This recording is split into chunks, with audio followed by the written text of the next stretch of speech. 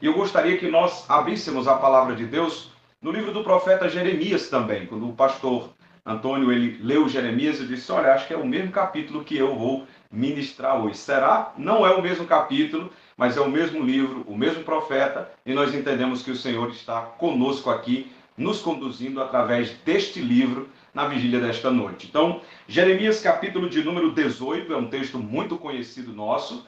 Nós vamos ler dos versos 1 a 6, e eu quero falar com os irmãos e as irmãs presentes sobre o tema As Visões de um Missionário.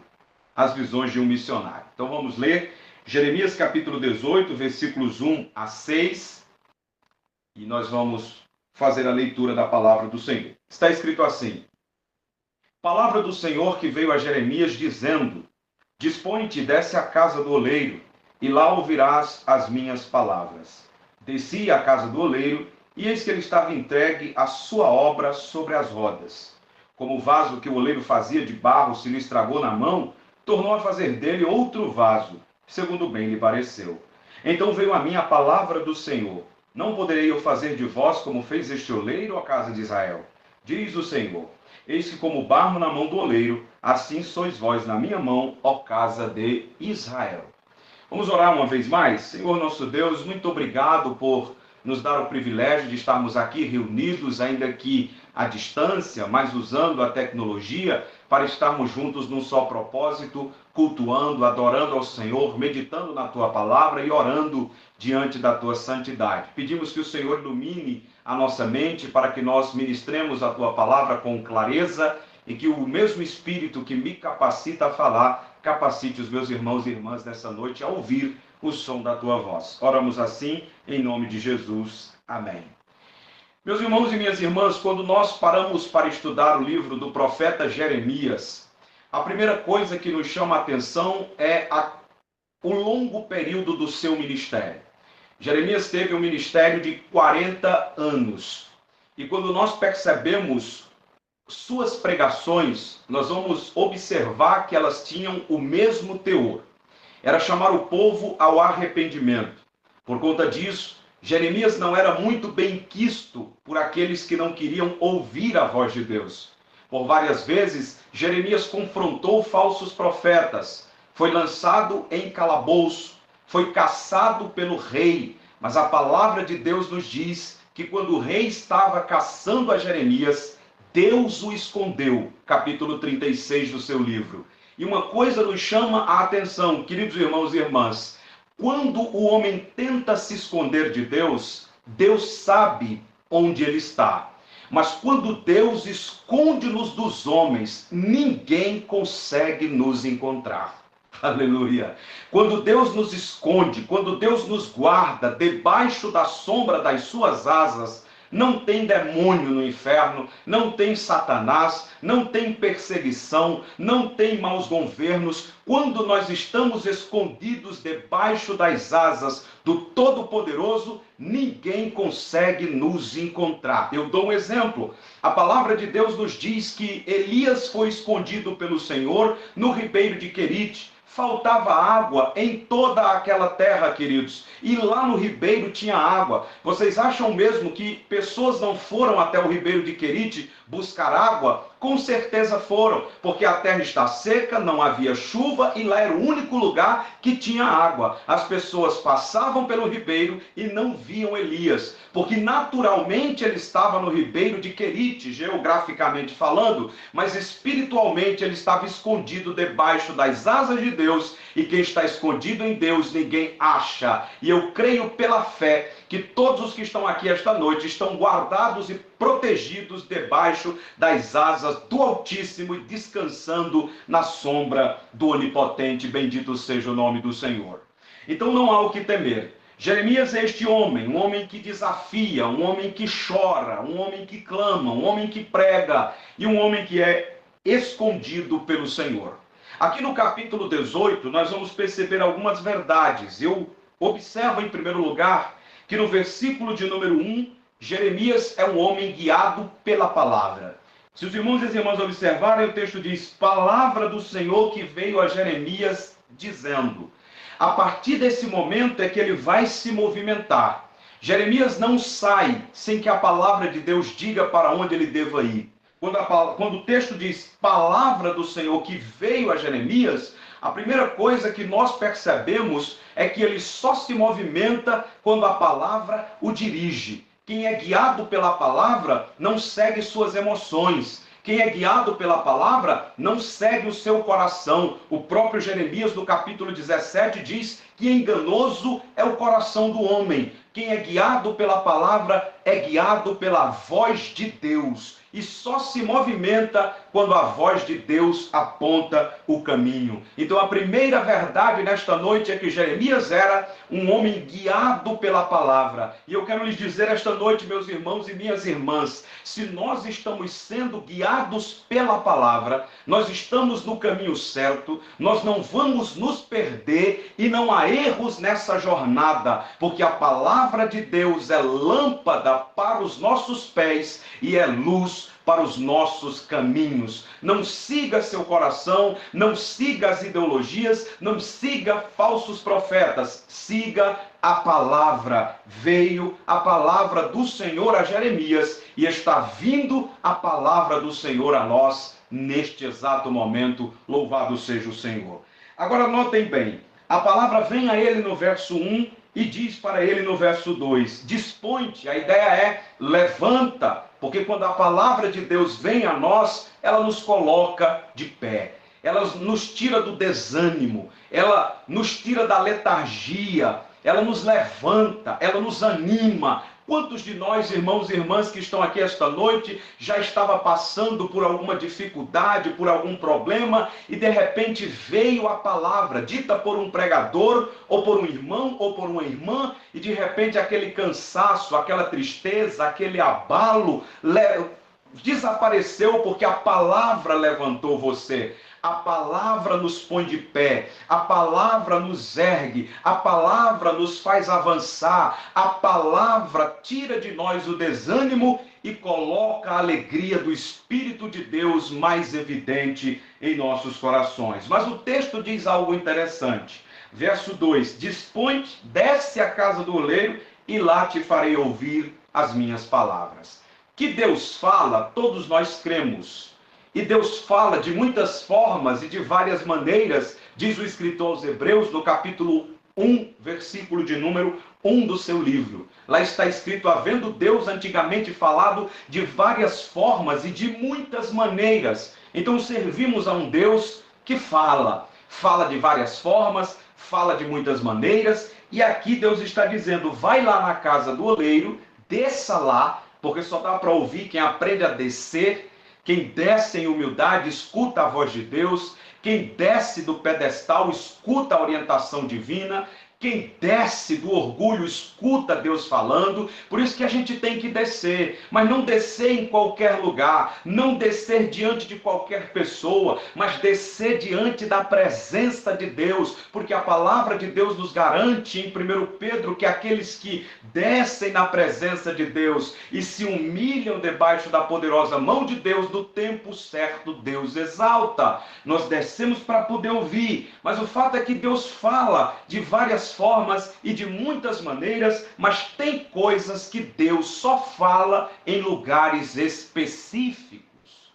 Se vocês pararam para pensar, Deus poderia ter dito o que ele tinha para dizer a Jeremias ali mesmo, onde ele estava, mas Deus disse, desça e vá para a casa do oleiro, é lá que eu quero falar com você, é lá que eu quero que você escute minha voz. Então, irmãos, existem lugares que Deus separa para ministrar aos nossos corações, existem coisas que Deus fala conosco somente em lugares específicos. Às vezes é preciso sair do lugar e ir para outro lugar, porque naquele outro lugar Deus quer falar conosco de forma específica. Por exemplo, nós estamos numa vigília usando a tecnologia. Quem pode pensar que Deus falaria nessas circunstâncias? Mas fala. Deus está usando este momento específico, você aí na sua casa, eu aqui na minha, mas Deus está trabalhando e usando todo o instrumento à nossa disposição para que nós possamos ouvir a sua palavra.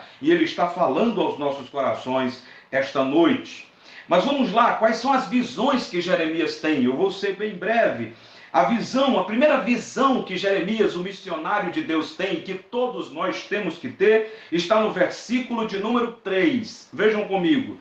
Desci à casa do oleiro, e eis que ele estava entregue à sua obra sobre as rodas. A primeira visão que Jeremias tem como missionário de Deus, e que eu e você temos que ter, é que Deus está trabalhando. Oh, glória a Deus! Ele desce até a casa do oleiro e quando ele chega lá, ele olha o oleiro trabalhando, envolvido com a sua obra. E o oleiro trabalhar aqui é um símbolo de Deus, porque no versículo 6 Deus vai dizer que ele se identifica como oleiro. Então a primeira coisa que eu quero que você veja nesta noite é que o nosso Deus, ele está trabalhando por você, trabalhando por mim, trabalhando pela sua casa, trabalhando pela minha casa, trabalhando pelas nossas igrejas, trabalhando pelo nosso país, trabalhando em nosso favor. Nós servimos a um Deus que não para de trabalhar. Jesus disse em João 5,17, meu Pai trabalha até agora e eu trabalho também. E o profeta Isaías, no capítulo 64, versículo 4, diz, porque desde a antiguidade não se ouviu com os ouvidos um Deus como tu, que trabalha para aqueles que nele esperam. Deus está trabalhando, Deus não está inerte diante das circunstâncias da vida, irmãos. Muitas vezes nós dizemos assim, mas será que Deus ainda está nesse negócio? E o fato de muitas vezes nós não sentirmos ou não percebermos naturalmente, não significa que Ele não esteja trabalhando. Deixe-lhe dizer algo nesta noite, ainda que Ele não esteja falando, Ele está trabalhando. Ainda que Ele não esteja se manifestando visivelmente, Ele está trabalhando. Ainda que você pense que Ele já deixou de lado a obra, Ele não deixou, porque Ele não faz obras inacabadas. Toda obra que Deus começa, Ele termina. E o oleiro está trabalhando. O Senhor está trabalhando por nós. Agora, a segunda visão que Jeremias tem está clara no texto. Está no versículo de número 4, a parte A. Que é quando o texto diz assim, como o vaso que o oleiro fazia de barro se lhe estragou na mão. A segunda visão de Jeremias, que deve ser a nossa também, é que o vaso se quebrou. O vaso era de barro, e por ser de barro, o vaso se quebrou. Note que o texto não diz que o oleiro quebrou o vaso. Algumas vezes o oleiro vai quebrar o vaso. Nós lemos isso em Isaías capítulo 30, quando o profeta diz que Deus quebrará a nação como o oleiro quebra o vaso. Quando ele quer quebrar, ele quebra, porque ele é o oleiro e ele faz o que ele quer. Mas aqui no capítulo 18 de Jeremias, não é o oleiro que quebra o vaso. Aqui no capítulo 18 é o vaso que se quebra. Agora eu chamo a sua atenção para um detalhe. O vaso se quebrou, mas se quebrou no lugar certo. Se quebrou nas mãos do oleiro. Oh, glória a Deus! Irmão, se existe um lugar para você se quebrar, é nas mãos de Deus. Porque nas mãos de Deus tem restauração, nas mãos de Deus tem transformação, nas mãos de Deus tem renovo. Então, se é para se quebrantar, se é para se quebrar, quebre-se nas mãos de Deus. Foi o que Davi disse ao anjo destruidor no capítulo 21, versículo 13 de 1 aos Crônicas, quando ele diz assim, caia eu nas mãos de Deus, e não nas mãos dos homens, porque nas mãos de Deus, oh glória, há muitas misericórdias. Bendito seja o Senhor. O que o texto está dizendo, irmãos? O texto está dizendo, se tiver que se quebrar, não se quebre diante do diabo, não se quebre diante de demônios, não se quebre diante de homens, se quebre diante de Deus, porque aqueles que se quebrantam na presença de Deus, Deus não rejeita. Salmo 51 diz claramente, irmãos, que é um coração quebrantado e contrito, o Senhor Deus não rejeitarás.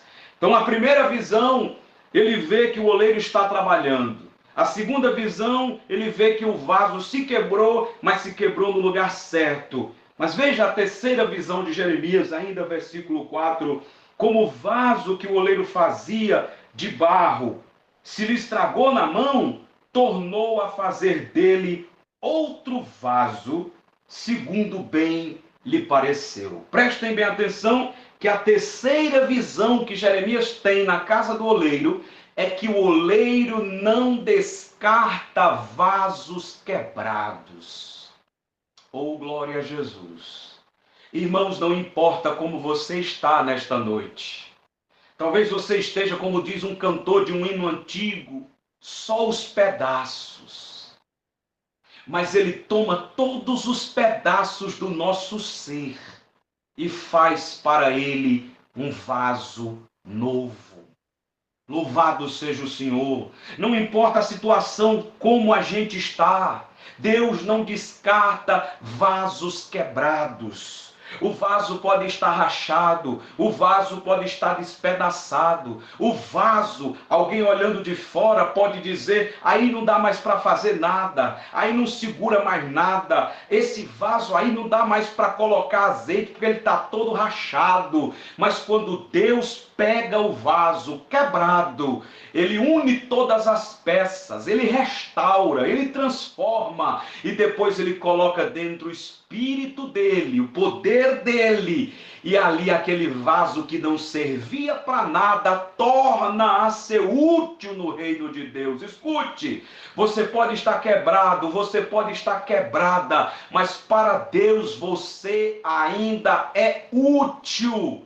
Ele restaura vasos quebrados, ele transforma vidas desmanteladas. Não importa o tamanho da rachadura, a graça de Deus preenche todas as nossas rachaduras. Irmãos, isso é tão claro na Bíblia, que nós encontramos, por exemplo, em Lucas capítulo 19, quando Jesus entra na casa de um vaso quebrado, chamado Zaqueu. E vocês conhecem a história, vocês são de Bíblia. Vocês sabem que Jesus estava passando ali. E era a última oportunidade que aquele homem Zaqueu teria com Jesus, porque dali ele iria para a cruz. E Zaqueu nos ensina que é bom aproveitar oportunidades, porque oportunidades às vezes nunca mais voltam. E ele fica querendo ver Jesus e sobe na figueira, mas enquanto ele quer ver Jesus, Jesus já o tem visto. Porque quando nós pensamos em ver o Senhor já está olhando para nós desde antes da gente querer vê-lo. E a palavra de Deus nos diz que Jesus olha para cima, vê ele lá na figueira brava e disse, desça, porque hoje me convém pousar em tua casa. Entra na casa do vaso quebrado chamado Zaqueu. E lá o vaso quebrado diante da presença do Senhor se quebranta. E ele diz, olha, se eu tenho roubado, eu restituirei 4 vezes mais. E aí Jesus traz uma palavra em Lucas 19:10 que eu amo de paixão, quando ele diz, para que veio? Ele disse assim, hoje veio salvação a esta casa, porque o Filho do Homem veio buscar e salvar o que se havia perdido. Ou seja, ele não descarta vasos quebrados, ele veio, foi para os quebrados mesmo, irmão. A palavra de Deus diz no livro do profeta Isaías que ele nem apaga o pavio que fumega e ele também não despedaça a cana trilhada. Pelo contrário, ele pega o quebrado e restaura. Ele pega o que está acabando e reacende. Ele pega aquele que não serve mais para nada e torna útil. E nas mãos de Deus a gente tem utilidade. O mundo pode dizer que não serve mais, o diabo pode dizer que é investimento frustrado, mas na vida que Deus investe dá certo, porque o investidor é perfeito, ainda que o investimento não seja tão bom assim. Esse é o Deus que nós servimos, irmão. Mas há um outro texto de um vaso quebrado que eu gosto, que é Atos capítulo 9, vocês conhecem muito bem, conversão de Saulo. Esse texto é maravilhoso, porque quando Jesus tem um encontro com ele no caminho de Damasco, e ele vai lá para a rua direita, na casa daquele homem, ser tratado lá, o Senhor aparece a Ananias, e diz para Ananias, olha, vai lá, na rua direita lá, entra na casa lá, porque Saulo está orando, impõe as mãos sobre ele, que ele vai ser curado. E a palavra de Deus nos diz que Ananias tenta ensinar o oleiro a escolher o vaso. Porque Ananias diz assim: Senhor, eu tenho visto que esse camarada tem feito com os teus santos em Jerusalém. Não escolha esse vaso não, que ele não presta não, Senhor. Ele é ruim, ele é matador, ele é terrível, ele é perseguidor. Não escolha ele não, deixa ele para lá. Eu tenho ouvido muito. Mas o Senhor Jesus em Atos 9,15 diz uma palavra maravilhosa. Vai, Ananias. Porque este é para mim, diz Almeida Revista e Corrigida, um vaso escolhido. Pode não prestar para você, Ananias, mas para mim presta. Pode não prestar para mais ninguém, mas para mim presta. Porque eu não trabalho como ele está agora, eu trabalho com o que ele será na minha mão. Oh, irmãos, que bom saber que este oleiro não descarta vasos quebrados.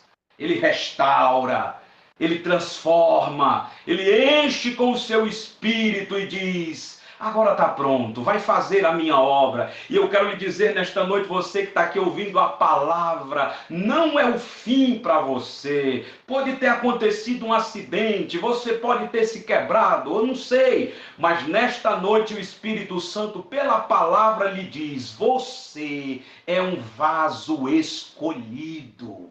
Pode não servir mais para ninguém, mas para mim você serve. Porque eu transformo, diz o Senhor, o inútil em útil para a glória do meu nome. Louvado seja o Senhor. Deixa eu adiantar, irmãos, que eu não quero cansar vocês.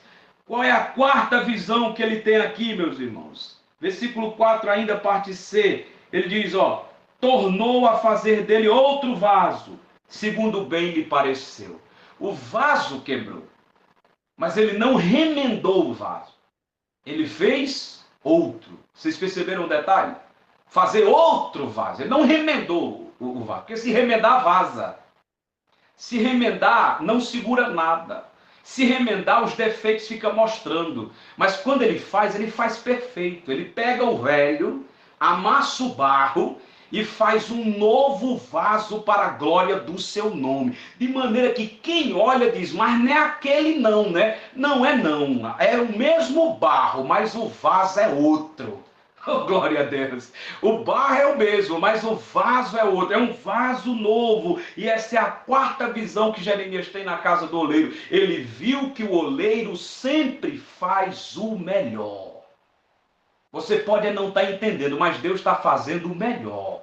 Você pode achar que não, mas Ele está fazendo o melhor. As circunstâncias podem estar contrárias, mas Ele está fazendo o melhor. Ele está fazendo algo novo. Ele não remenda, Ele renova. Então suporte o processo das rodas. Suporte o processo das mãos ali moldando. E vá dando glória a Deus, porque Ele faz e faz perfeito.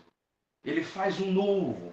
Aí veja o versículo 5 e 6 para terminarmos, diz: então veio a minha palavra do Senhor, não poderei eu fazer de vós como fez este oleiro a casa de Israel. Diz o Senhor, esse como barro na mão do oleiro, assim sois vós na minha mão, ó casa de Israel. Deus está dizendo, eu faço o que eu quiser, porque o barro é meu, o vaso é meu, a casa é minha, a olaria é minha, e eu faço do jeito que eu quiser. Agora deixe-lhe dizer aqui como é o processo de formação de vaso, para a gente terminar. É bem rápido. Mas para se fazer um vaso, existem alguns processos. Primeiro processo, escolha da massa.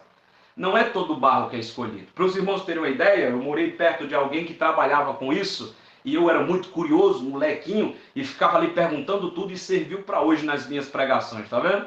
Mas o barro que é escolhido não é o dos montes. É o barro do vale. É aquele barro velho que é cheio de carrapicho. Não sei se vocês conhecem o que é carrapicho. Eu sou nordestino, pernambucano. Mas cheio de carrapicho, cheio de espinhos, cheio de pedra. É aquele barro ali que escolhe para fazer vaso. O mais ruim que tem. Mas o oleiro pega ele, o mais ruim, e leva para fazer o vaso. E a primeira lição que eu aprendo com o processo da formação de um vaso é que Deus não escolhe aqueles que estão no topo, Deus escolhe aqueles que estão embaixo. Deus não escolhe aqueles que se acham bons, Deus escolhe aqueles que sabem que não servem para nada e que não seria escolhido por ninguém. Aí qual é o segundo processo, pastor Marcos, depois da escolha? A limpeza. Porque vem cheio de pedra, cheio de pedaço de pau, de garrancho, de carrapicho. Aí ele vai tirar toda aquela impureza. É isso que ele faz com a gente. Ele nos escolhe, mesmo a gente não tendo nada para ele nos escolher. Mas ele começa o processo da limpeza. Ele vai tirando as pedras, ele vai tirando o espinho, ele vai tirando o palavrão, ele vai tirando a prostituição, ele vai tirando a cachaça, ele vai tirando o álcool, ele vai tirando todas as mazelas e vai ficando o barro cheio de buraco. Mas em cada buraco que fica por aquilo que é ruim que sai, ele derrama a sua graça para completar, para que o vaso não se destrua. Ele vai sarando, ele vai limpando. Aí quando ele vai tirando as coisas, a massa fica como? A massa, o barro, fica inchado. Mas sabe qual é o terceiro processo? Molho. Ele pega o barro, agora limpa, joga dentro de uma bacia d'água e deixa 15 a 20 dias de molho. Aí é o momento que Deus pega a gente e diz, não vai ter oportunidade de falar nada na igreja. Não vai cantar, não vai orar, não vai dizer nada, vai ficar de molho. Mas Senhor, vai ficar de molho. José passou 13 anos de molho. Davi passou mais de 13. Paulo passou mais de 14 anos de molho. O molho é bom, irmãos, porque é ali no molho que a gente descobre que sem a graça de Deus nós não somos nada. Então ele deixa a gente lá, no molho, esquecido. Porque é para poder a massa que ficou inchada, dura, ressecada, porque estava tirando as pedras, os espinhos, aí deixa de molho. Por quê? Porque de molho fica bem molinho. Vocês estão entendendo agora? É igual, às vezes Deus nos tira dos holofotes, Deus nos tira do destaque, nos coloca de molho, que é para a gente ficar bem molinho nas mãos dele. Aí você diz, tá, pregador, mas qual é o próximo passo? Agora eu vou para as mãos? Vai nada. Agora vai para o pé, que depois que ele tira do molho, ele estica o barro no chão e ele começa a pisar em cima. Já levou pisada de alguém? Faz parte do processo. E para que o oleiro pisa em cima do barro agora molinho? Para ver se não tem umas pedrinhas pequenas que ainda ficou. Porque às vezes saiu a cachaça, as drogas, a prostituição, mas às vezes ficou a pedrinha da fofoca, não é assim? Às vezes ficou a pedrinha ali de comprar e não pagar. Às vezes ficam as coisas ali. Então tem que pisar. E aí quando ele vai pisando, ele vai detectando as impurezas que não deu para sair no primeiro processo. Aí ele vai limpando, porque na vida da gente é assim, é um processo de limpeza espiritual. Aí, irmão, quando ele tira tudo aquilo ali, ele pega a massa, e você diz, agora vai para a mão, vai nada. Ele bota em cima de uma mesa de madeira, e ele pega um bastão, um pedaço de pau, parecendo um taco de beisebol, e começa, olha, pá! Em cima do mar. Pá! E para que é isso? É para unir a massa. Porque tem hora que a gente só aprende a se unir na pancada, irmão. Tem hora que a gente só aprende a se unir na paulada. E faz parte do processo. Aí depois de tudo isso vai para onde? Agora vai para as mãos. Aí o oleiro pega aquele barro lá agora já purificado, já limpo, já depois do molho, aí ele bota em cima da tábua redonda e começa com as suas mãos moldar. Aí é quando Deus começa a nos forjar, é quando Deus começa a transformar o nosso caráter, é quando Deus começa a nos moldar a imagem e semelhança do seu Filho, e ali é nas mãos dele, ele vai dando a forma que ele quer, e a gente não opina em nada, porque Paulo diz que o barro não diz nada, o oleiro é ele, deixa ele trabalhar.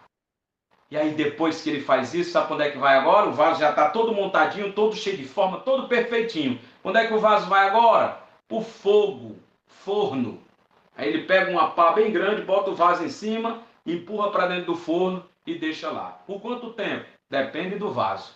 Tem vaso que passa mais tempo no fogo, tem vaso que passa menos tempo. Ou seja, o fogo são as provações. Não sabemos quanto tempo ela vai durar, mas o certo é que cada provação nos fortalece. Quando é que o oleiro tira o vaso do forno? Primeiro ele tira, ó. Aí quando ele tira aqui, ele bate na boca do vaso. Se o som que sair for seco, teco, teco, ainda não está pronto não, volta para o forno. Eu costumo dizer que esse som seco é o som da murmuração. É o crente sendo provado e murmurando, reclamando. Aí Deus diz, está pronto ainda não, volta. Aí tome no forno de novo. Agora, quando tira o vaso de novo e bate na boca, e faz aquela zoadinha que a gente chama aqui no Pernambuco de tinindo, que faz tim, aí diz, agora tá bom, tira. Aí é o louvor. É quando a gente passa pela prova, dando glória a Deus, exaltando ao Senhor. Aí Deus diz, agora o vaso está pronto. É só encher da minha graça e do meu espírito e ele estará à disposição da minha obra e do meu querer e da minha vontade. Deus disse, assim como esse oleiro, como é esse oleiro Jeremias, eu sou. E eu farei da casa de Israel do mesmo jeito. E eu quero dizer aos irmãos e às irmãs essa noite, que o nosso Deus é o nosso oleiro. Estamos no processo de transformação de vasos. E ele fará o que quer, mas tudo o que ele fizer é perfeito. Porque a sua vontade para os vasos é boa, perfeita e agradável. Que Deus em Cristo nos abençoe. E muito obrigado pela oportunidade.